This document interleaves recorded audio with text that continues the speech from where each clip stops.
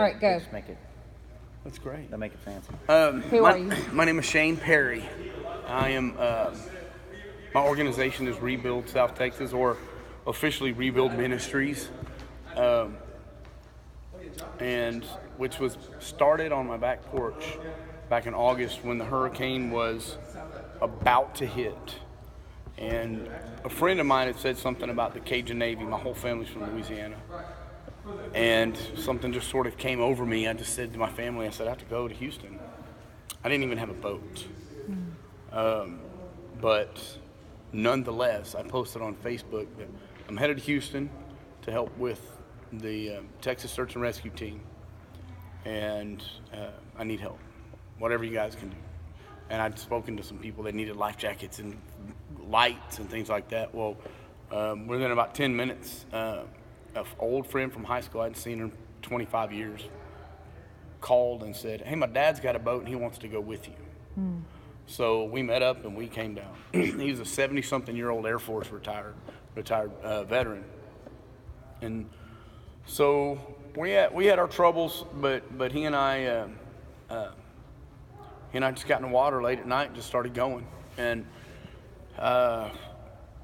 throughout the week, it's a big jumbled mess that week is. But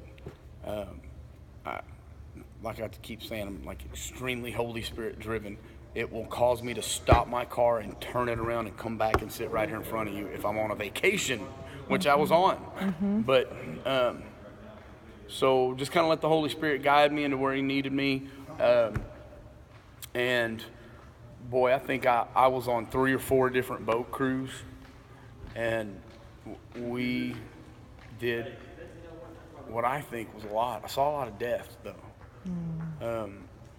I saw a child drown. I saw a mother. We were busting a hole in a roof to get them out of the attic, and there were kids being handed out to me through this hole in the attic, and the hands never came out. I don't know if you saw this on the news or not, but there was a guy who was electrocuted. They were walking in deep water, and I guess there was some power lines on the ground. He stepped on them, and he was being electrocuted, and people went to rush and save him. And the last thing he said was, "Don't touch me, I'm dying." He's thinking about other people, you know. But and I don't know if he died from electric shock or if he died from drowning. But by the time they got the power shut off, he was drowned, is what I understand. But on Monday night, I think was the worst night because no one was expecting that hurricane to sit like it did. And so Monday became the worst night when floodgates are opening and there's looters trying to shoot at us and steal the boats. And there weren't a whole lot of boaters in the water at that time. And we were getting over that Zello app probably one distress call every 2 minutes. And so we're just kind of camped out in the rain in a boat sitting in the water waiting.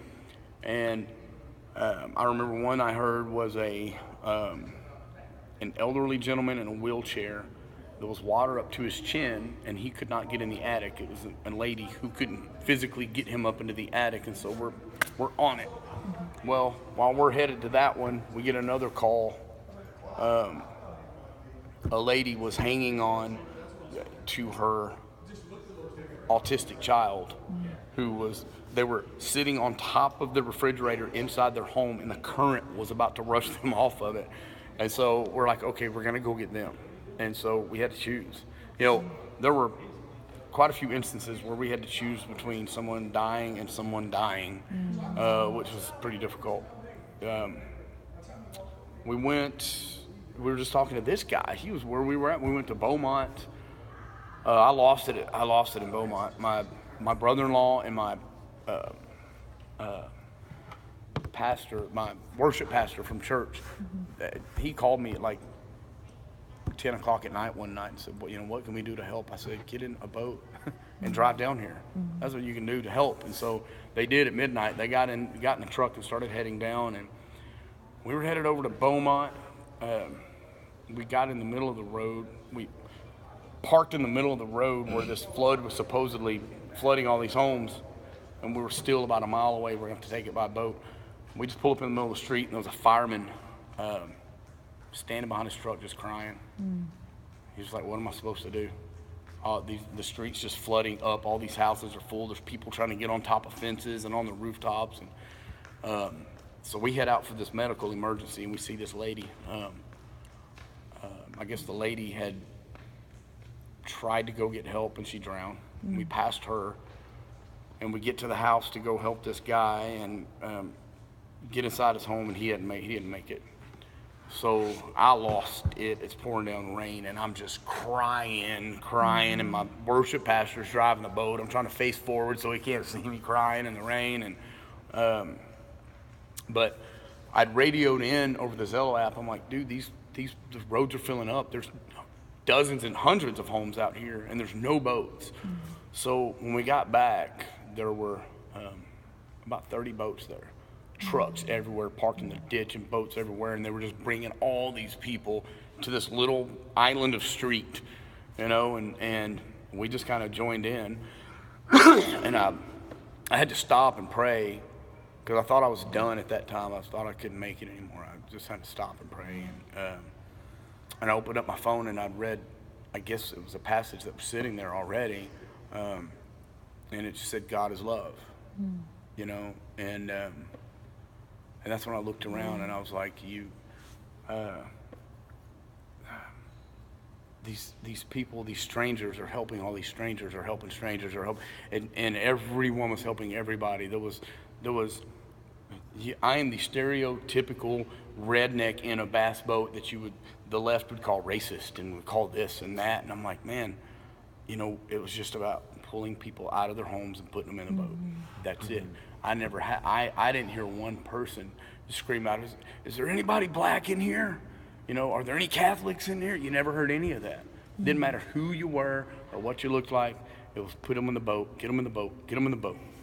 And I was sort of refreshed when I saw that, because when I read God is love, I looked around and I saw him. I just saw him. Everybody loved everybody through this catastrophe, and I just saw God. And so that kind of gave me a second wind to get going, and I even did a sermon on this too. It was called "Get in the Boat," because it really was too. It was God saying, "Hey, are you Mexican? I don't care. Get in the boat." Or if you're Jewish, if you're Democrat, you're Republican, and all the Republicans were saving all the Democrats, by the way. But it was God saying, man, I don't care, just get in this boat. Get in this boat. If you're struggling with something, get in the boat. If you're an alcoholic, get in the boat. If you're addicted to drugs or pornography, get in the boat.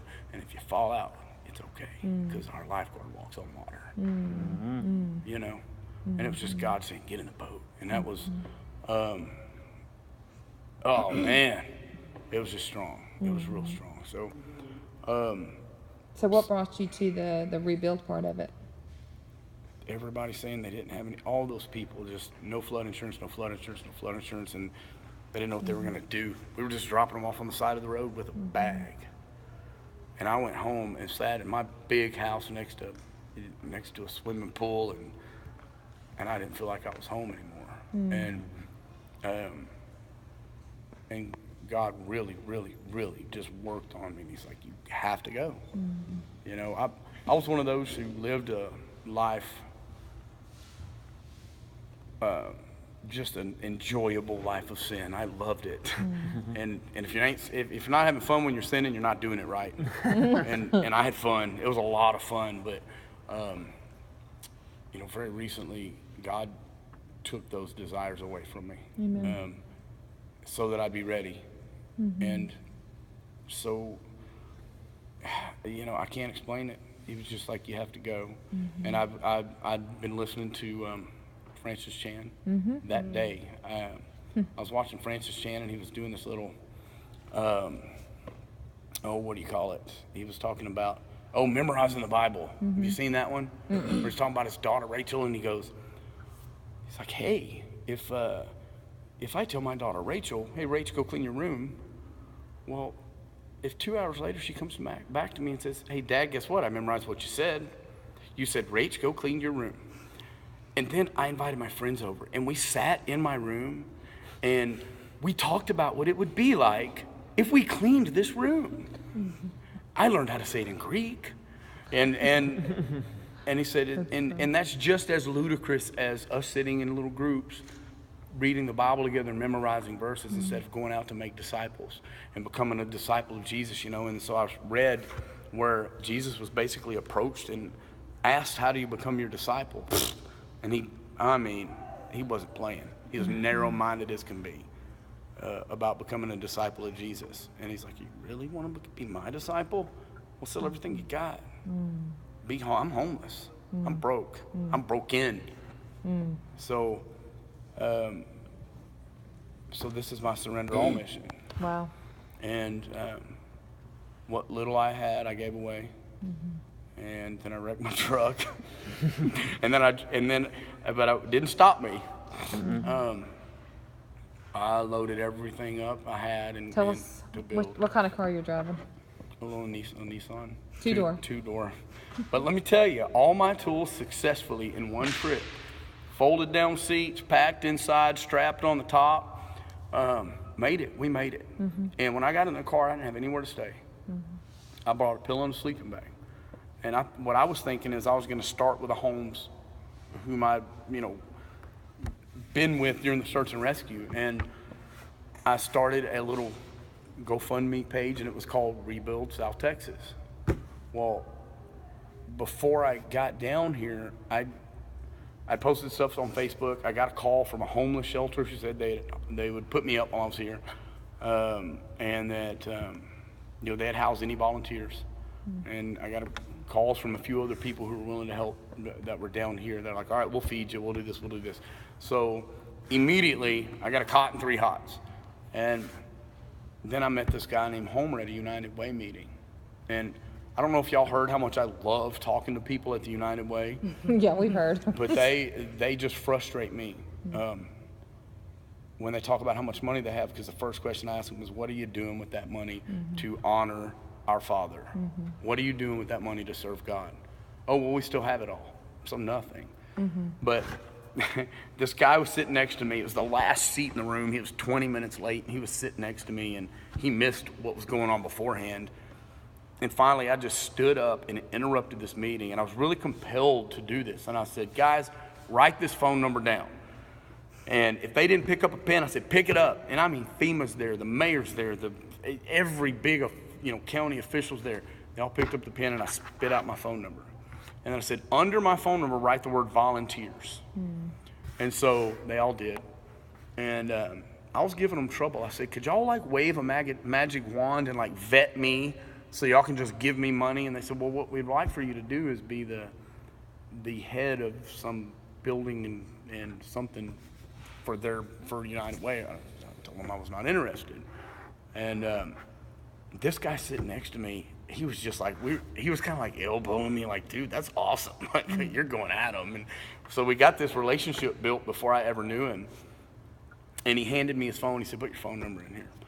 Well, when I left a few minutes ago, he goes, his wife was sitting next to me. He goes, my wife and I prayed for you before we went in there. We prayed for a builder. And I said, well, I prayed for volunteers. You got any? And he goes, as a matter of fact, I do. He goes, we built a mission, and we're booked out with missionaries through the end of the summer. Wow. And so I went over there 2 days later. Great start.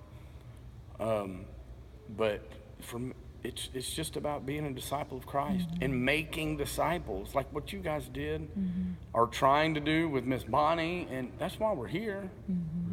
That's right. And just spread the gospel with everybody. And that's just my mission. That's awesome. But I'm not a missionary. I'm not a pastor. I'm just a minister. I'm a servant. Minister means servant, right? We're just servants. Awesome. And so, thank you for sharing.